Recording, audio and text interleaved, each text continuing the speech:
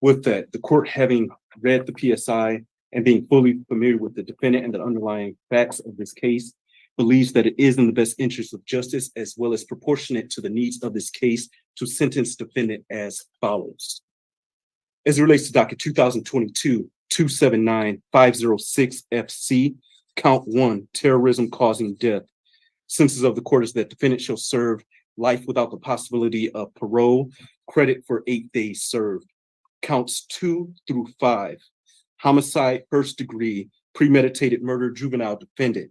Sentence of the court is that defendant shall serve the rest of his life without the possibility of parole with the Michigan Department of Corrections, credit for 8 days served. On counts 6 through 12, assault with intent to murder. On each of the counts, defendant is sentenced to 18 years and 9 months to 80 years with the Michigan Department of Corrections, credit for 8 days served.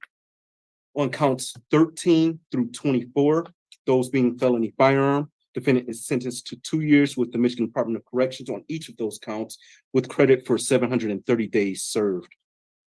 Counts 1 through 12 are concurrent to each other, and counts 13 through 24 are concurrent to each other.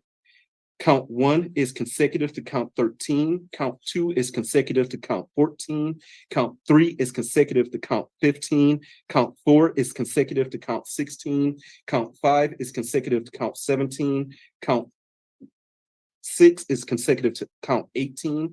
Count 7 is consecutive to count 19. Count 8 is consecutive to count 20. Count 9 is consecutive to count 21. Count 10 is consecutive to count 22. Count 11 is consecutive to 23, and count 12 is consecutive to count 24. All of those consecutive counts are by reason of the felony firearm statute.